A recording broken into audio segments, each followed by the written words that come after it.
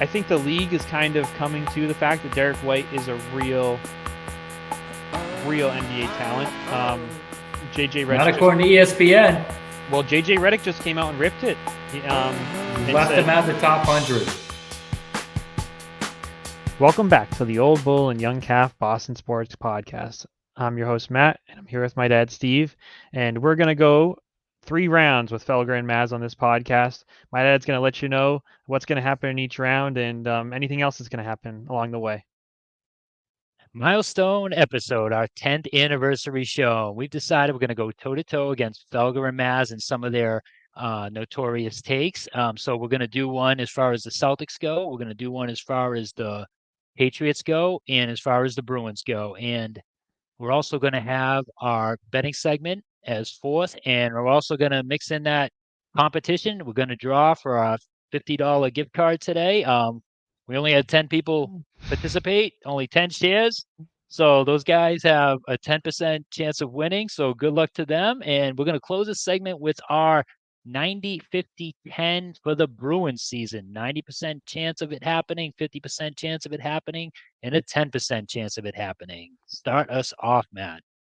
This is the moment we've all been waiting for the thousands in attendance and the millions watching around the world. Ladies and gentlemen, let's get ready to rumble! All right, so you're probably here because either you love us or you're tired of people like Felger and Mazz. I know I was tired of it. I can't turn on the radio half the time because they're really, half the time they don't even believe what they're saying and they're just saying things to be contrary. So my dad has the first thing, right? This is round 1. It's related to the Celtics, what the Celtics should do this season. What egregious thing did they say today, Dad?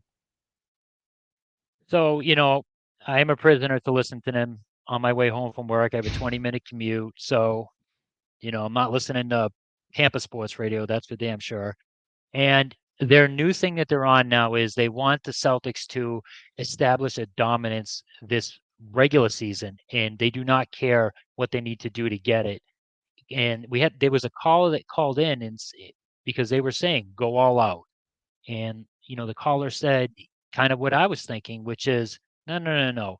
We need to monitor the minutes. We need to be fresh going into the playoffs, and they just slammed the caller, trashed him, said, no, we need to be more like the 2008 team and come out and just start whooping everyone's butt, no matter what it takes, how many minutes it takes.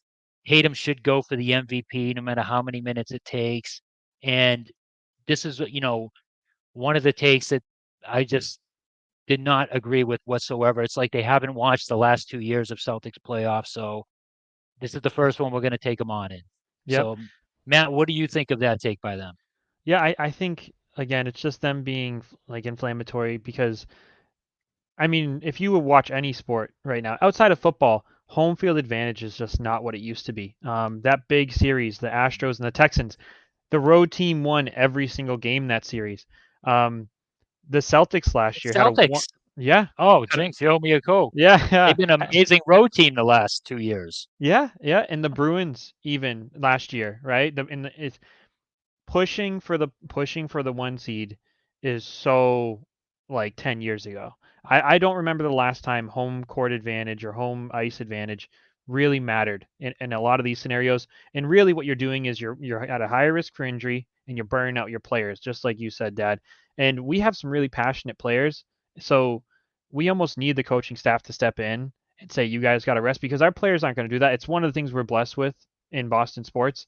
So I think the Patriots taught us best, right? Regular season accolades are not worth anything.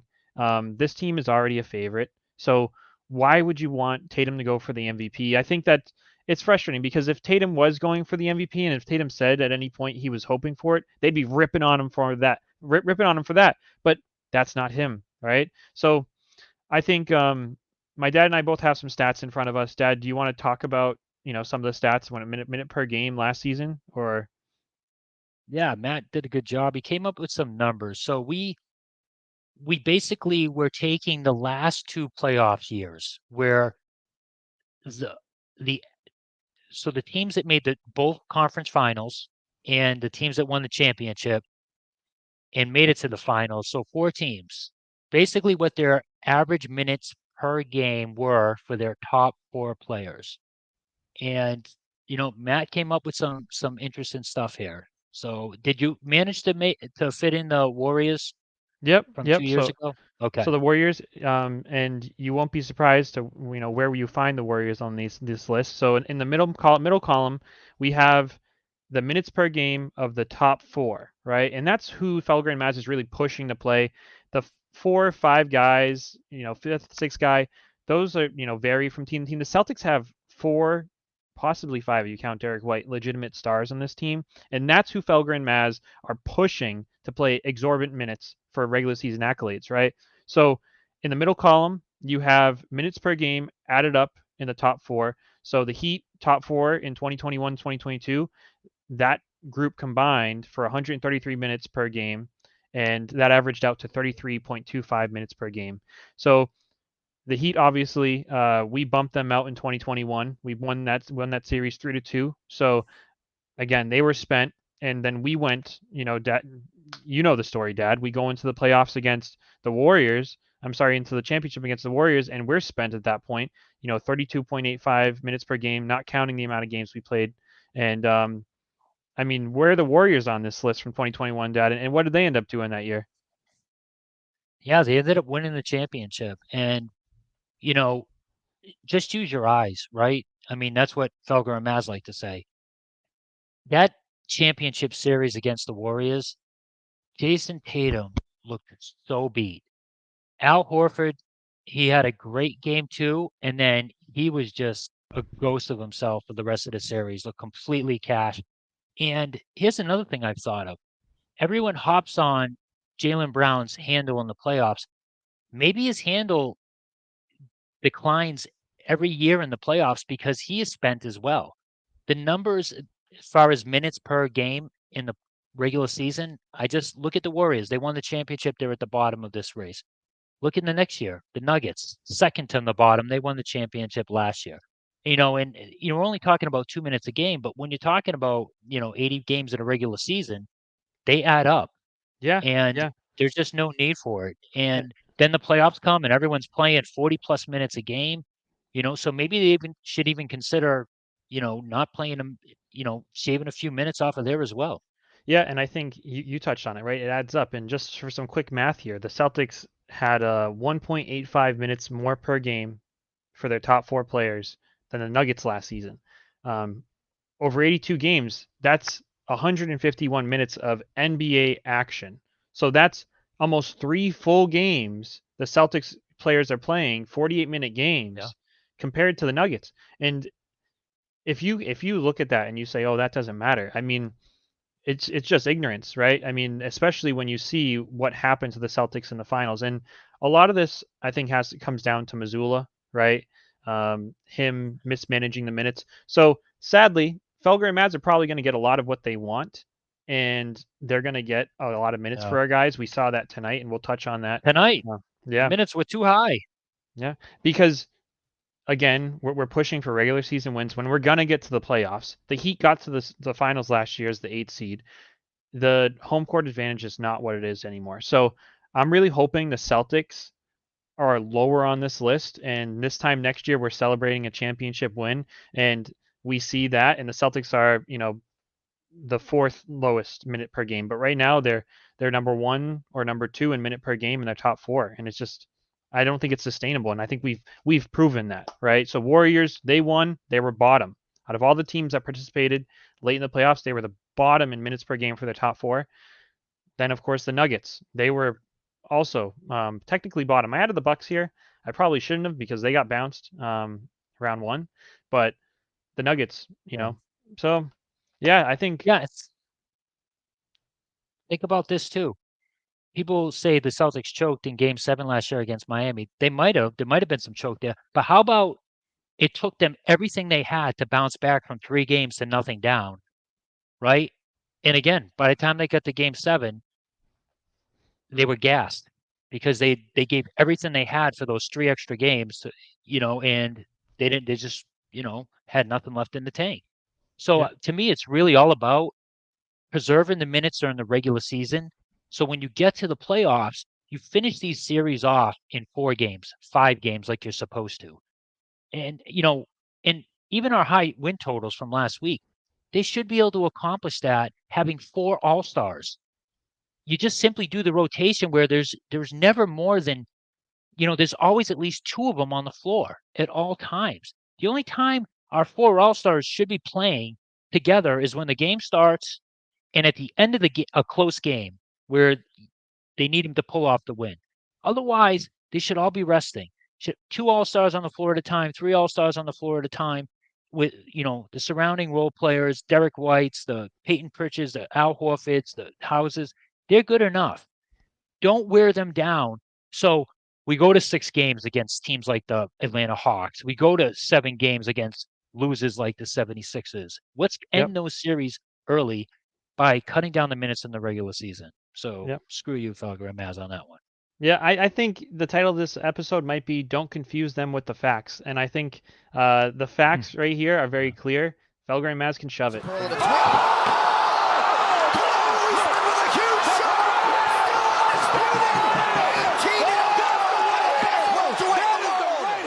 on to round 2 because I think we got a knockdown in round 1. Yes. Yeah, he's stunned. Yeah. Tony Mazz is stunned. Yeah, ding, ding, ding. All right. So, round 2. This one is a bit more of a curveball in that we're talking about tanking, and my dad and I touched on this in the podcast.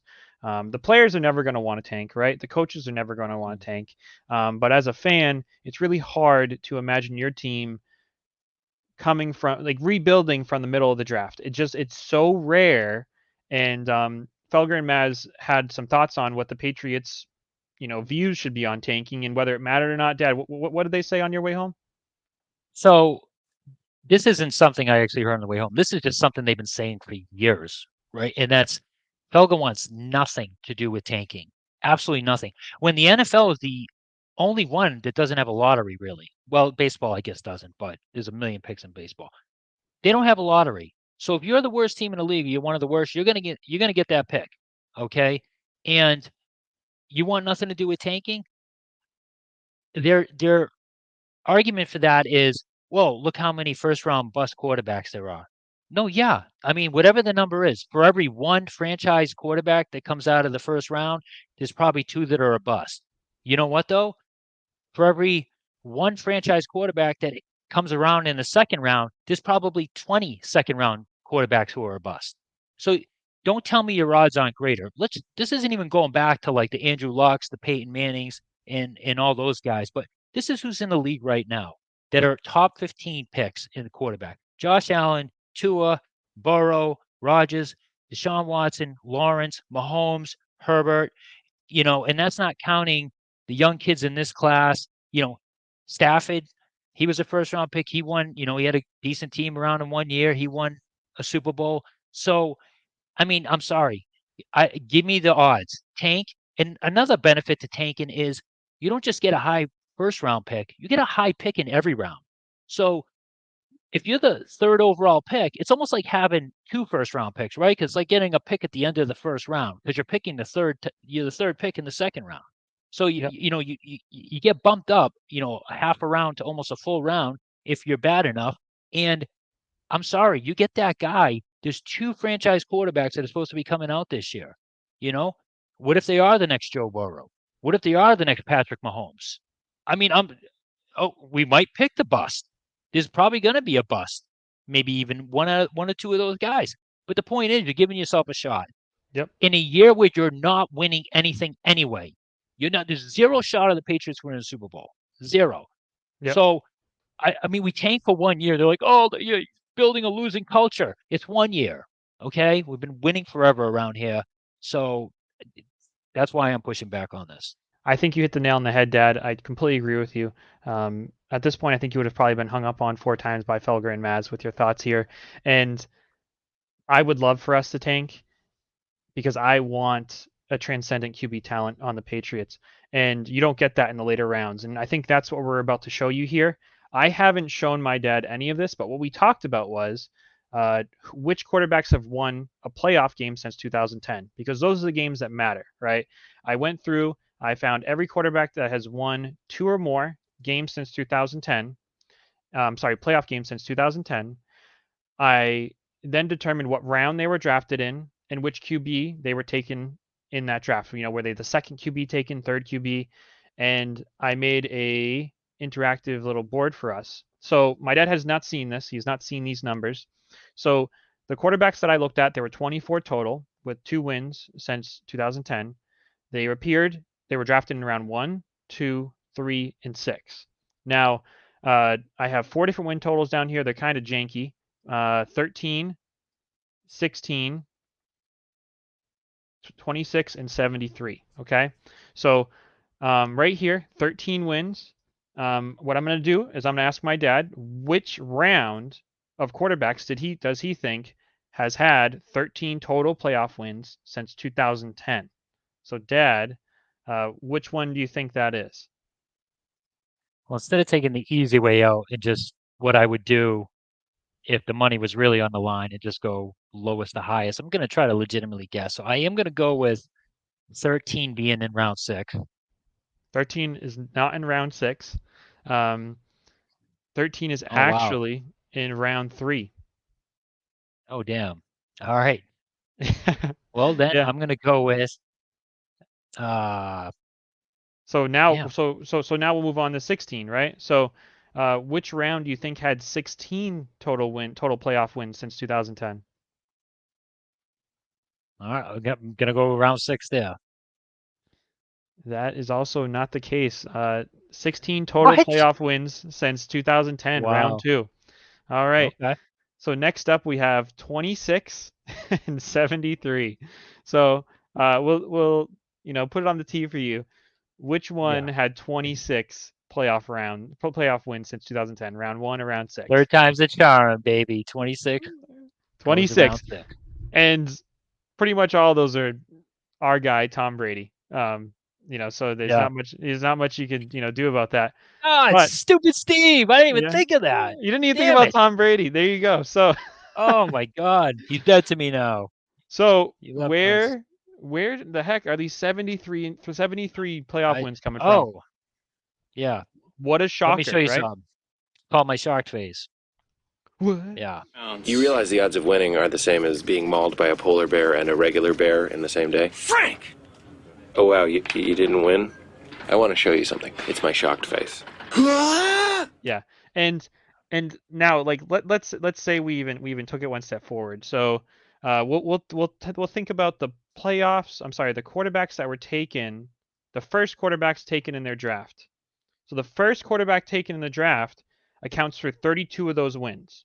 So that's why, and that's almost half of the wins. So that means it's very important to get that first quarterback right there. So now if we say the second quarterback taken, that counts for 64.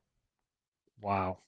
Drafting the first or second quarterback taken, you would cover 64 playoff wins since 2010.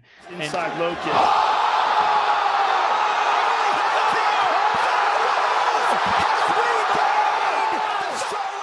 And Felger and Mazz want us to, just drop out of drop out of the top 10. What does it matter? Yeah, because you don't want to build a losing culture. Listen, there are Tom Brady's happen, Dak Prescott's happen, Russell Wilson's happen, but they're rare. And when you draft them, you're basically lucky. The Patriots were lucky they took Tom Brady. If the Patriots had any idea Tom Brady was going to be Tom Brady, they would have took him in the first round to not risk it. I mean, so they got lucky. They waited till the 6th round because he showed good intangibles at Michigan. He was a leader and blah, blah, blah. We all saw Took a flyer on him. Pictures. Right? Yeah. He looked like you 10 years ago, Yeah. Scrawny little Matt, now you're all jacked, ready to take me on. But I probably runs the same 40 time as me too, like a 6'2". But no. Yeah, that would be the worst race ever. Absolutely. And I think one important thing, right? You mentioned losing culture, right? Now, these quarterbacks, right? What I say, 64 total wins. Number 1 or number 2 quarterback taken. That means that they were taken super high in the draft. That means they were taken by the worst team in the league at the time, and often in cases right here, and they still managed to take that team. And since 2010, win impactful playoff games, more than 2 playoff games at a minimum, right? And that's 2 more playoff games than we have won in the last 5 years. So I would love to see us tank. I would love to see us get somebody to get excited about, get a new rookie contract. I think everybody underestimates how important that is. I do not want Mac Jones to be the next Daniel Jones. If anybody sees what's happening in New York right now, it's pretty sad. They gave that guy $30+ million a year. They got him for another 4 years, and he sucks. So I rookie like Mac, but contracts. he's broken now. Yeah, Yeah. he's broken now. Get him out. And be traders at the deadline. Accumulate some damn draft picks. Yeah. This stupid Buffalo win. Oh my God, what are you doing? Like, are you kidding me? Yep. Now you give people who don't even know what they're talking about hope. It's like you just ruined your draft position. Now we're probably not going to be sellers. Where if we were 1-7, we're sellers at the trade deadline. We're accumulating more draft picks. We got cap space next year. Belichick's going to be out of here. We get a new, young, innovative offensive mind in here. Let him take care of the all that cap space and all those draft picks and start fresh. Nope. And we'll probably end up friggin' winning this stupid game against Miami because I think Tyreek Hill might be out or some crap like that. And now it's like, really? Okay, 6-11, baby. 6-11. Yes. All right. Great. 7-10. Oh, wow. 7-10. Awesome. Now we're drafting, the 14th pick. Oh, all the good quarterbacks are gone. Assigned, and that's the pick we're assigned. And if you know Belichick, if we're drafting 14, get ready to pick at 26. So, yeah, he'll keep Mac Jones and he'll trade that down. Yep. And I would love to trade Mac Jones to the Niners. Brock Purdy is pooping his pants right now, really showing his vulnerabilities. He's in concussion protocol. Send Mac Jones to who wanted him originally and see what you can get back. Maybe you can get back a 2nd-round pick or 2. So I think another round goes to the old bull and young calf. I mean, this is not a bias scoring here, everybody. I think I'm being pretty fair. Because at the end of the day, we're not just trying to be shock jocks here. We're actually trying to do some research for you, provide you information. And this is just not stuff that you'd be able to share with Felger and Mazz because they don't want to hear it, right? So now we'll move on. Felger. Yeah. So now we're going to move into Felger's kind of wheelhouse here because, again, I don't think he knows anything about football. I don't think he knows anything about basketball.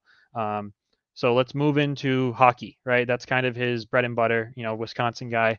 And what Felger and Mazz have been saying, my dad will fill you in on, but I can tell you one thing. They were super low on the Bruins. They were super low. They didn't think the Bruins were going to do anything this year, Dad. And now what are they saying about the Bruins? So now people want to talk about them because they are off to a good start. And basically their take is we will, but we don't want to really hear about them until they accomplish something in the playoffs because they did this last year and look what they did to us. And I was a little on board with that. And I had a negative, take on the Bruins too to start the season. We both were. Yeah. And then, I had that epiphany last week and I said, I did some thought. I looked at the roster and I'm like, wait a minute, if this Patrick kid gives you close to what Bergeron did, they didn't lose that much. They lost Taylor Hall. They lost, I'm talking about before the trade deadline. Yep. And they were an absolute beast before the trade deadline. They did, jack up after that, and all those players flamed out. But the point is, they were on a record-setting pace before the trade deadline, before they added Ola, Bertuzzi, Hathaway, and all those guys. So, I felt if Patra could give them something close to Bergeron, and they lost an old decrepit Krejci, but he was terrible after the first 20 games. He ran out of gas quick. I said, you know what? Maybe they can still be good. And don't get me wrong, they're 6-0. They're off to a great start, but the schedule has been bad. But they've been road games, so that does count for something too. And so they basically, they don't want to give the Bruins any props now. It's like, nope, you did this to us last year. You're doing it again this year. Talk to me when the playoffs start and you actually start winning. But I mean, I don't know. Maybe, now that they're a little younger, I guess, maybe they can. I mean, all they're going to do is make it past one round, and they're more Yeah. successful than they were last year. I mean, they're doing their job though, and we can't discredit them for beating the teams they should beat, right? They're not Yeah. just beating these teams. They're doing exactly what they're supposed to do. This is supposed to be a very deep defensive Bruins team, and that is exactly what this team is. We've only allowed 7 goals this season. That's absurd. The next Insane. closest Yeah. is 11. This team is doing everything right. They deserve some praise, right? And to crap on them and say, "Oh, well, you're beating these crappy teams." Well, I mean, obviously we are above this level. So if we're above these teams, then we're at least in the playoff running, and we're serious contenders. And we're not just beating beating these teams. We're shutting them out. I mean, and we're scoring we're averaging over 3 goals a game, which is pretty darn good. So we're exposing bad defenses and we're shutting down offenses, whether it be, high powered, first lines or anything, we're shutting them down. So I'm actually really excited about the Bruins. I think, you kind of shine some light on it, and I did some reflecting, talking to a couple of my buddies, Tim and Andrew, the past few days about what you shared, right? About what did we actually lose from the first place team prior to the trade deadline last year. And my buddy Tim, I'll give him a bunch of credit. The word he used was bullish. He's been bullish on the Bruins all offseason, meaning he's just very excited about them. He's super high on them, and he thinks they can really be a contender this year. I thought he was a bit crazy, but now I'm drinking the Kool-Aid. So Tim Hilliard was ahead of the curve on that one. My buddy Andrew, he watches every game, and he's pretty excited about the Bruins as well. So I think there's a lot for us, around New England to be excited about with these Bruins. So I don't know. Felger and Mazz should shove it there too, in my opinion. Yeah. You like olives, Felger? Olive these nuts?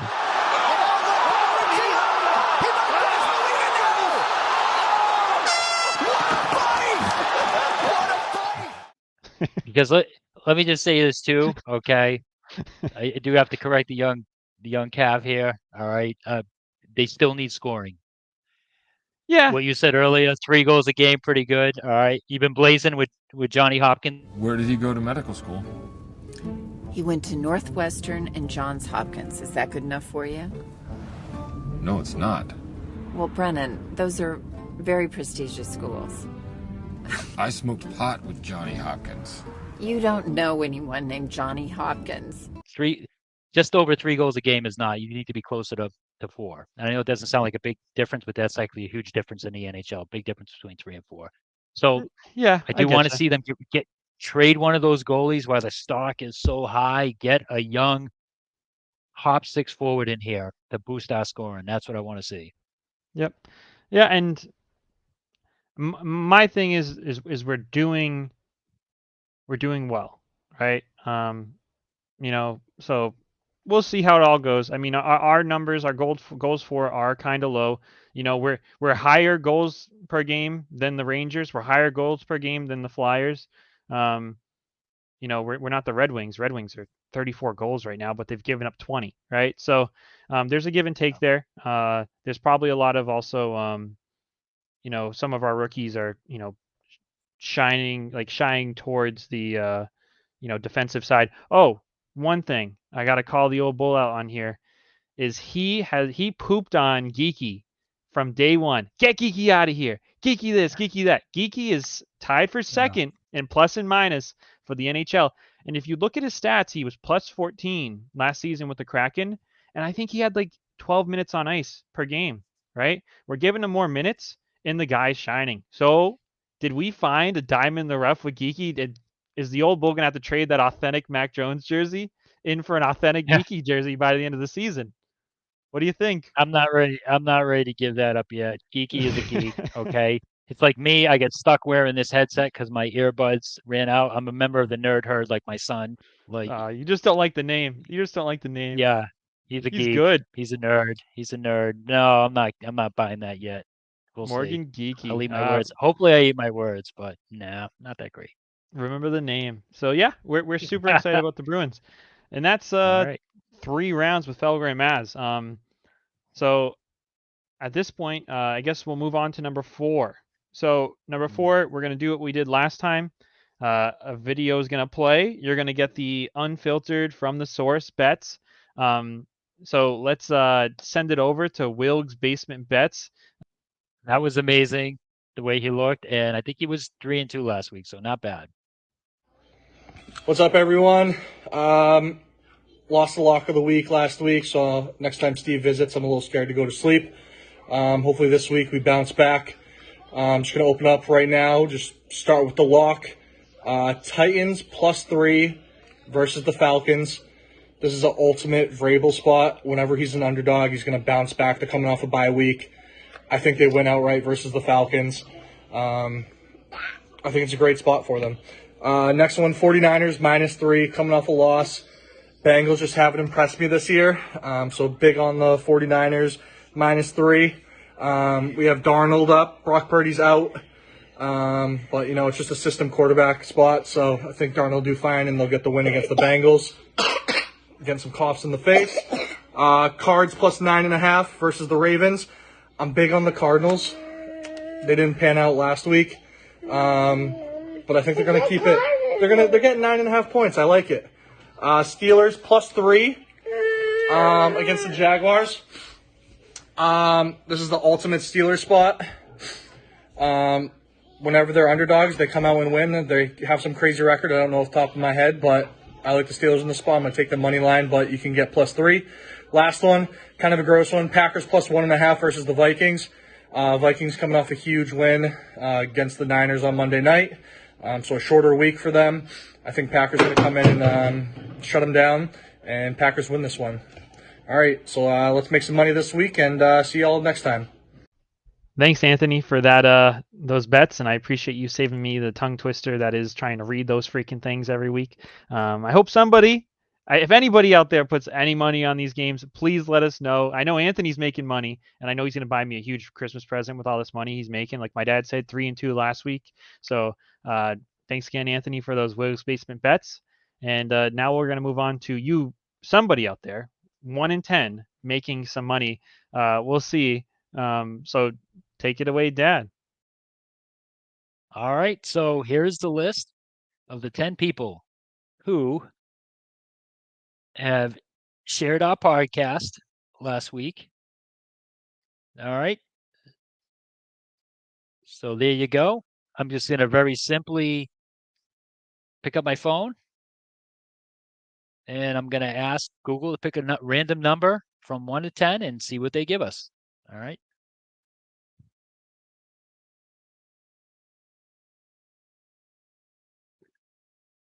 Google, pick a random number from 1 to 10.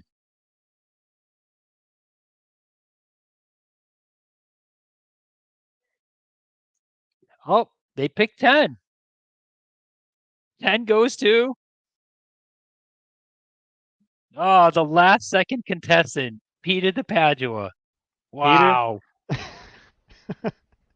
Comes in at the last second and shares it, and he wins. There you go. What a scumbag. Oh, what a... Man, that's a quick $50 for him right there. Yeah. I bet you he's going to Google, pick a random number. Let's see what. Well, he's going to pick. You're going to say 1 through 10. Oh God, that's it. Oh, they said 21, but there you go. We'll see. Google, pick a random number from 1 to 10. You're going to make someone feel bad here. 3. Oh, okay. 3. There's no prize for second place, Keith Berthium. I'm sorry, my friend. But shout out to Keith. He was one of the early ones. Sincerely appreciate all the support, Keith. Really means a lot. So. Oh yeah, he's always sharing. I love Keith. He's amazing help coaching Little League, and his son's amazing as well. So. Yep. So that is the money portion of this, and so we're gonna move on to our go-to 90-50-10. This 90-50-10 is gonna be focused on Bruins, but I do want to tie up some loose ends. So my dad and I shared our 90-50-10 last week for the Celtics. I reached out to 2 of my buddies who are also big on the Celtics. So I'm gonna probably put them up on the screen. My buddy Jesse, who I worked with, and he's a good friend of mine. His 90 is the Celtics are going to make the playoffs, which I think might have maybe one of us have shared that last week. His 50 is that Porzingis is going to play more than 40 games, and I think that kind of is scary, but it is almost a coin flip. And his Oh, man. 10 is Pritchard wins Sixth Man of the Year. So he was super high on Pritchard. I know Pritchard did have a rough night tonight. A Again, good Missoula had a 10. bit of Missoula had kind of a short leash on him too, which is kind of frustrating as he usually does. Richard made 2 huge free throws at the end of that game. The balls, Huge clutch free throws. the balls to Yes. come back at knowing he's going to get Yeah. fouled and fouled and then making those shots. Yep. Matt's twin brother. You need to like post a picture of Pritchard next to your No. face right there. It's literally like your twin brother. It's ridiculous. And my other buddy, Dan Kalachi, who's been ducking me. He doesn't want to come pick up me because he knows I'll take him to the post and score on him every single time. His 90 is the Celtics are going to be the top seed in the East, so 90% chance they're number one. Oh. His 50 is the Celtics going to win the championship this year. I love that 50. He's coin flipping it. Yep. And I his like it. 10, his 10 is that Tatum is going to win the MVP. So that'll Okay, close that's the pretty book. good. I like that. You know, Alright. we they got them in before the game tonight, so we're gonna put them in the books. Maybe we'll hopefully one of them, or primarily Dan's, come true, and Dan's some sort of like Nostradamus. Now we're gonna slide into Bruins talk, right? Again, 6-0 after the road trip. My son and I are going to the Bruins tomorrow, so really excited about that against the Ducks. We're going to do our 90s for that, or 90, 50, 10 for that. All right, so we'll go back and forth real quick. Our 90s, 50, 10 for the Bruins. My 90 is that the Bruins are going to finish in the top 3 for goals against this season. I think their defense is deep. I don't think they're going to get rid of those goalies like you think they're going to do. So I think they're going to stay in that top 3 of goals against. Oh, so lame. Tell you, my son, 90% chance the Bruins give up the least amount of goals. Oh, everybody, you went even further. Number one. Fudge. But it's pretty close to you. So yeah. I'm copying your old man. Ladies and gentlemen, I changed mine intentionally because I did not want to clash, and then he finds a way. We're big on defense. Yeah. We're big on defense in this family. Yeah. We'll move to the 50. I don't think you're going to have this one. My 50% chance is that the Bruins are once again going to be buyers at the trade deadline. Okay, I would take that. My 50% is I've seen enough that the 50% chance the Bruins are going to win one playoff series. So they're not just going to make the playoffs; they're going to win a playoff series. I think this is a good shot of that happening. Heck yeah! I mean, again, we talked about this, when we were talking about the season. That is a successful season. One playoff series. All right. Fortunately, maybe not anymore. Maybe, but my 10% is that Pasta wins the Rocket and or Hart. I think he was super close last year to winning the Rocket. Did he win the Rocket last year? No. Most goals? No, I don't think so. I know he was like tied for second if he wasn't. So my 10% is that he's back in that running and he wins it.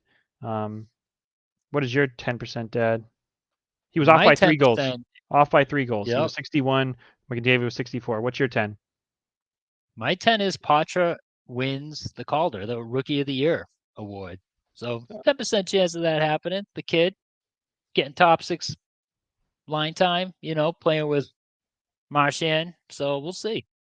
Heck yeah. And I mean, I think I got to give some credit to my my buddy Andrew. I've been talking about Patra, and he did mention the Calder's right there for him. So you're not alone there. And speaking of my buddy Andrew, right? He's gonna beat out Bedard, that Bedard kid. And if he doesn't, I'm going to be very disappointed in the league because Bedard is currently, in my opinion, just all hype. If you took away the names right now, people would think that Patra is head and shoulders. He's an inch bigger. He weighs a bit less, which is a lot easier to fix. He's freaking fast. That breakaway goal wasn't a breakaway goal. He created that with his speed. I watched the highlight of it over again. So Patra, I think, he's a plus in the plus and minus.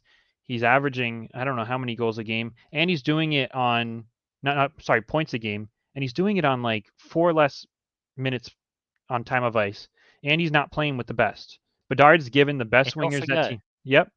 yeah, don't forget his hockey instincts at 19 years old are amazing. He just knows when stop, cut, pass. His timing is it's amazing for a 19-year-old. So very promising. Yep. And he's, Bedard's playing free. They're not asking him to play defense. They're just asking him to go out there and just, put on a show for this team that's probably not going to make the playoffs. I think Patra has a shorter leash, and he's doing a lot more with a lot less. He is. So yeah, that's our 90-50-10s. And speaking of my buddy Andrew, I have my buddy Andrew and my buddy Tim, who has, again, we're super high on the Bruins this season. I have their 90-50-10s for the Bruins, so we're going to put this down. I know we're 6 games in here, but my buddy Andrew's Bruins are making the playoffs. That's his 90, and I think that's a pretty safe bet at this point. His 50 is that Patra stays on the top 2 lines. So he's hoping that he stays our number 2 center, and I think that's been, I think so far so good, working out for us. And his number 10 is that the Bruins actually find a way to get a high draft pick next season. We haven't really had much first round picks in a while. So he's wondering if we ship out, one of our, deep defensemen, one of our goalies, and we kind of look for the future, right? And we get a high draft pick there. So that's let's what see it would take. It would take. Yeah. Yeah. We'll see if we get some draft capital this season. I mean, sorry, for this coming draft. All right. And my buddy Tim's. So his 90 is that Patra stays up. I know there's been some kind of BS talk recently, like, should we send him down to save one more year's contract, which I think would be a complete slap in the face for Patra. He's earned it so far. Yeah. Keep him up. They have to make a decision in 9 games, and it looks Yeah. like he's not going anywhere. So I wouldn't worry about that. I would be so disappointed as a fan. I mean, half this podcast would go down the drain when it comes to Bruins because he's kind of everything we're talking about. Yeah, absolutely. The 50 is that the Bruins trade a goalie. I know my dad would be very excited for that to happen. And his 10% is that the Bruins don't win the East. So it's not even that the Bruins, he's incredibly confident the Bruins take number 1 in the East, which I really do nice. like. All right. Yeah. Heck yeah. Shoot your shot, kid.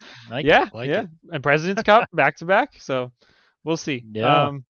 So thank you for those 90-50-10, Drew and Tim. I know I've been harassing you for him, but I want it on record, so we have some receipts on whenever you try and, talk about the season and what you said in hindsight. So,